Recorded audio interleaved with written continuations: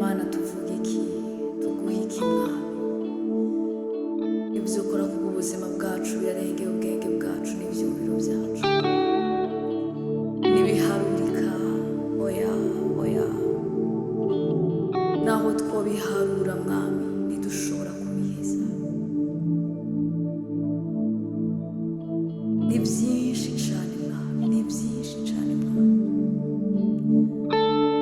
ariko nyemera muri kano kanya uno munsi nzenda guhishimira umutima wanje turi benshi abo wakoreye ibyiza ariko nyemera muri kano kanya wumvishimira ivuye mu mutima wanje Bana we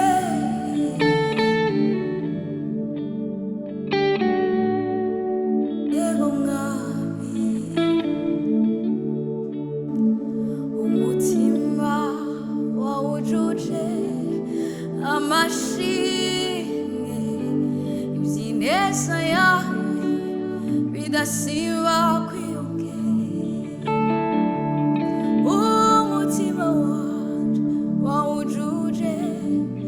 amashimwe iby'ineza yawe bidasiba kwiyongera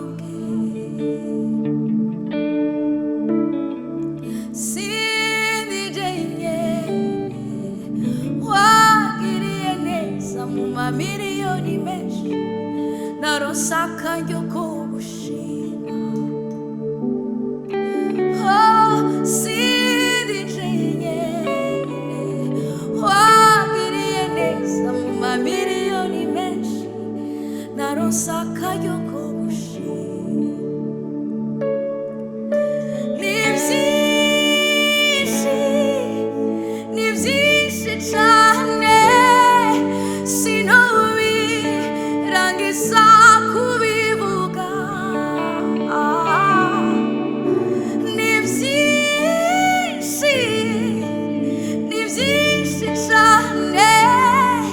sinubirangiza kubivuga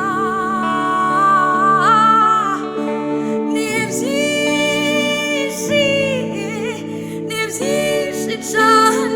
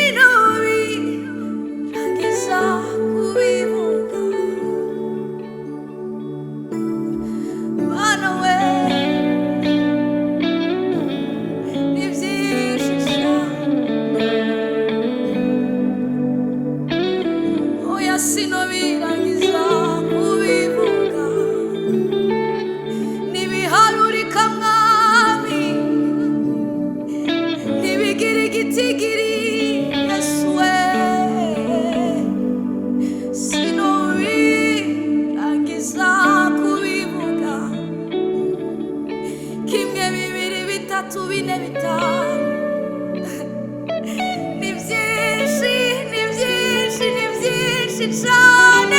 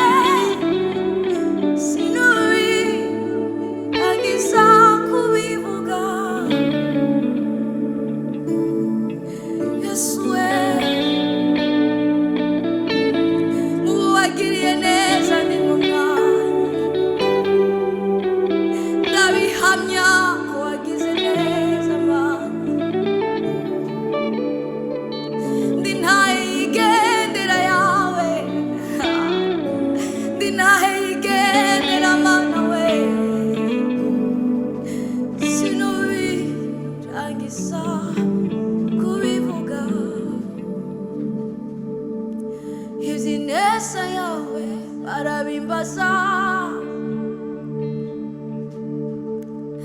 iby'ubuntu bwawe nagahebuza wuzuye imbabazi n'urukundo abatakuzi bamenye yuko ineza yawe ihoraho. Yesu we,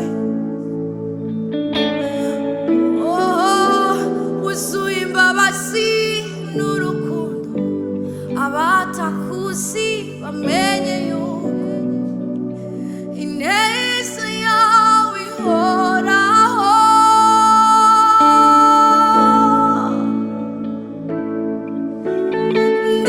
Ndicabona, ndicabona, ndicabona c'ivyo ukora, jewe ndicabona, ndicabona